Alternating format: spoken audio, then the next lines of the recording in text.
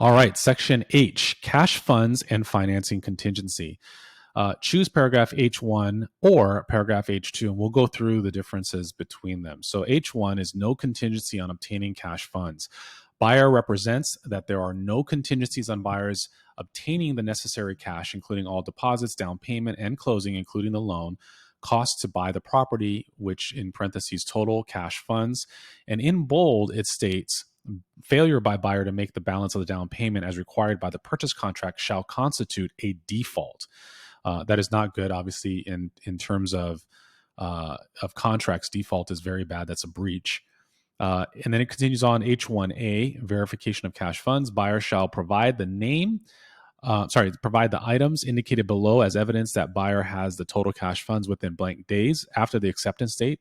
If buyer fails to provide such evidence within the specified time period, seller may elect to terminate this purchase contract pursuant to paragraph 03. If seller is not satisfied with such evidence of cash funds, seller may elect within blank days of receipt of such evidence to terminate this purchase contract pursuant to paragraph 02. And then it goes on that where you can click on bank statement verification from depository financial institution or other.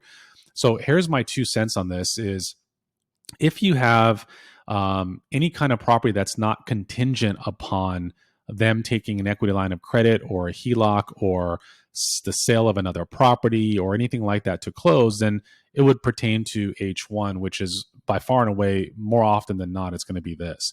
So you would click on here on H1, and then you would click on verification of cash funds, and this is verifying that they have the necessary down payment. And so even if you have a VA loan, there's still a verification of funds. And why that becomes important is if you put in there an escalation clause or an appraisal clause or anything like that at all, it's really not just the earnest money of maybe the minimum $1,000. It could be the $1,000 plus if there's an appraisal clause of 50,000, I'm making a number up, then you're not verifying 1,000. You're verifying that they have at least $51,000, the 50,000 for the appraisal clause, and then also the $1,000 here. And perhaps even an escalation clause, depending on how those two are written. So on the sell side, remember that just because it's a USDA, an FHA, or a VA with limited down payment, it doesn't mean that you want to ignore this section. And then flipping to the buy side, because you're obviously drafting the purchase contract currently, this is important for strength of offer. So if you put NA here, but you check this, which would be appropriate, while the buyer wouldn't have to verify funds, your offer, if you're competing with other offers, your offer might be looked over or skipped over by the seller. And why would that be? It could be the case because the seller says, hey, this other person's willing to verify all their funds, whereas you aren't. So you don't want to miss the opportunity by overprotecting your buyer, and then of course you're under competing. So you can check this. I would put on here that it's due within like 3 days or something like that. So it gives you enough time to gather these funds together on the buyer's behalf. This number here, the number of days here, is the amount of time that the seller can reject the offer based upon what they see. Here's the crux of it is it says in here, if seller is not satisfied with such evidence, there's no actual test to that. So not satisfied means that you could provide a bank statement with $1 million in it, and they could receive another offer that's a better offer or higher or stronger offer than yours, and they could say, oh yeah, we're not satisfied with it, and that actually works because it says it right here. So what I try to do is I try to give be reasonable between 3 and 5 days for this, which is the amount of time that the buyer has to submit the verification of funds of the seller. Whereas this amount of days here is the amount of days that the seller has a right to terminate. So you want to close that window as much as possible. You can put NA in there. So you can still, you got to submit the verification, but you're putting NA, meaning that they could never at any point terminate as a result of not being satisfied with that. That's one possibility. Or you could just put 1 day, so it closes very quickly. Here's the other thing too. So if you're doing financing, I would never recommend that you use bank statement or verification from a depository financial institution. Basically what this is the verification just means it's a letter from the teller or a letter from the the bank itself, and it just says, Bank of Hawaii, John Smith, and then they'll write out the amount of money that they have, which is similar to the bank statement. The bank statement is far more detailed. The reason why I'm not a fan of either of those when you're doing financing is because that doesn't necessarily help your negotiation. So let's say, for instance, that you chose bank statements and you wrote an offer, and the offer has an escalation clause and an appraisal clause and all these other kind of things, and things get a little bit tricky, maybe even in J1. So you're not even at that stage yet of determining what the value is. But you are absolutely kind of renegotiating based on the findings of J1, let's just say. If they have your bank statement, and let's say that you're putting down $20,000 and it was kind of a tough negotiation where there's a lot of counters, you guys are going back and forth, and maybe both parties are a little bit annoyed at this point. Well, if you get to J1 and the buyer wants to ask for a $20,000 credit, and the seller already has bank statements that show $500,000 in an account someplace, that, while it shouldn't matter, it does, because everyone's human, and if the seller's a little bit salty about the whole negotiation process to begin with, that might not help. So what I would recommend, especially if it's being financed, is you're going to check other, and instead you're going to type in here proof of funds from buyer's lender of choice. And the purpose of that is the proof of funds just says, if I'm the mortgage company, I would just put on there that John Smith has verifiable funds necessary to close. It doesn't even say the amount that they have in one account or another, or how much their assets are. It just says that they have the necessary funds as determined by the mortgage company or lender. So that's by far and away the more benign way, and that hides and protects their personal information. The other thing too to keep in mind for bank statements and verification of depository financial institution is, as you're sending these documents back and forth, that has the client's personal information, account numbers, and so forth on there. And while some people could redact it, now you're in possession of something extremely personal, whereby there could be some identity theft or other things that could result from it, and its movement, meaning that you're sending it via email, an attachment of a fax or whatever it is to the other party. So I don't like to be in possession of those kind of things whenever possible. Now, when is it necessary to use bank statements or verification of depository financial institution? Is if it's an all cash deal, because there's no lender involved to write a lender letter. But know that that's how that works. H2 is contingency. So whereas H1 is no contingency, H2 is a contingency on obtaining cash funds. In reference to the balance of down payment or balance of purchase price, if all cash, buyer's obligation to purchase the property is contingent upon the following, and check any or all that might apply. So it could be the sale of the buyer's property located at X, 123 Main Street, or it could be obtaining gift funds, or it could be withdrawal from investment. Could be, like, for instance, stocks or 401k. It could be withdrawal from home equity line of credit, which is also known as a HELOC, or some other source.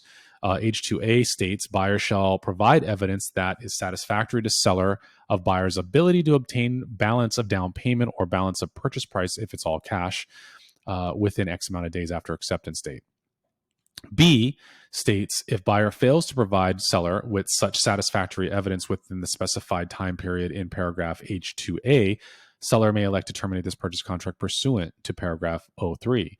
C goes on to say if seller is satisfied with evidence timely provided by buyer in paragraph H2A, but buyer is unable to ultimately deposit the balance of the down payment or balance of purchase price, if all cash, into escrow in accordance with paragraph C2, then buyer will elect to terminate the purchase contract pursuant to paragraph O2, or if buyer elects not to terminate this purchase contract under paragraph H2C, then seller may elect to terminate the purchase contract pursuant to paragraph O3.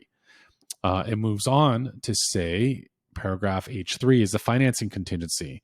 I've seen a lot recently where people have financing and they're putting NA on H3. And this is a big one. This is one that you want to really make sure that you protect your buyer. If there is in fact financing involved, you want to make sure that this is checked. It states buyer's obligation to purchase the property is contingent upon buyer obtaining the loan described in paragraph C2, which is mortgage loan. A, if buyer does not obtain a conditional loan commitment letter or is unable to satisfy all the conditions of the loan commitment letter within a time period specified in H4, then buyer may elect to terminate this contract pursuant to paragraph O2. B states, if buyer has met all conditions of the loan commitment lender, but lender fails to fund prior to closing, then buyer may elect to terminate this contract pursuant to O3. C states, buyer may either waive this financing contingency and purchase the property on an all cash basis, or increase the amount of cash funds in order to satisfy all of the lender's requirements for funding the loan. If buyer elects either of these two options, buyer shall promptly provide written notice of such election to seller, together with evidence of buyer's ability to perform prior to expiration of the time period stated in H4. So if you heard what I said and if you read it on your own, this is, I don't want to say all encompassing, but this gives a lot of flexibility and protection for the buyer. So if you do have financing involved, make sure that you have this thing properly selected. Now, it doesn't come without certain tasks on your part, which are illustrated in H4. This is buyer's obligations. Buyer is obligated to deliver to seller a pre-qualification letter, which shall state the buyer is creditworthy based on a credit report and is qualified for a mortgage loan by A. That's they're looking for a date.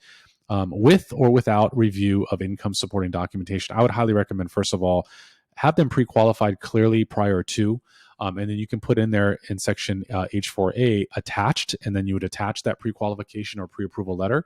And if you've done it the right way, then all of them should be with review of income supporting documentation versus without, because that's much stronger, and you want to encourage them to do that and not just call it in, but rather speak with a mortgage company that you recommend to them or that they have on their own.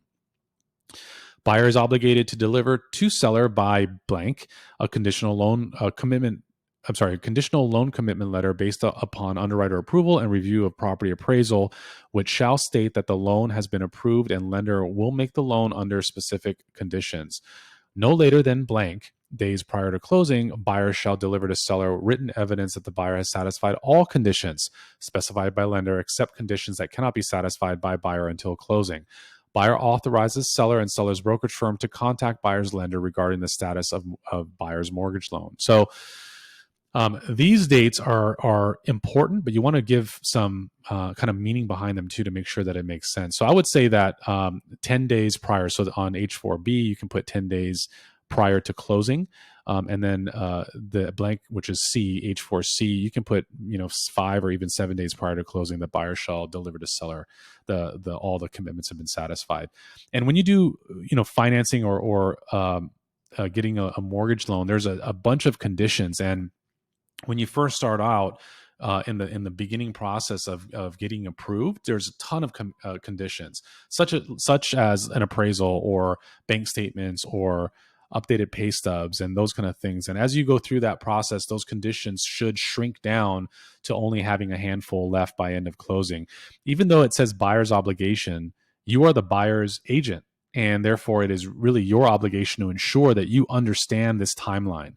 If you pass beyond some of these points, it becomes a problem, and in fact, the seller could choose to move on to another offer if there is one in place. H5 states seller's right to cancel should buyer fail to satisfy any obligation under paragraphs H2, H3, and or H4 within the specified time period. Seller may elect to terminate this purchase contract pursuant to O3. So just as I was stating, if you don't hit these marks, and while it's important to understand that it's great when you're already in escrow, a lot of the heavy lifting is gone in that you're not looking and shopping for properties and showing properties anymore. You're actually in escrow.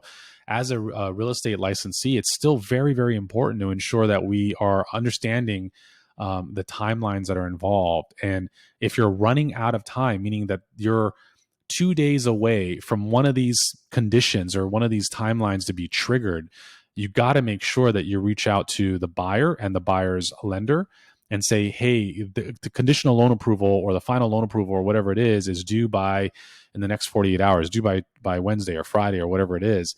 Where are we with that?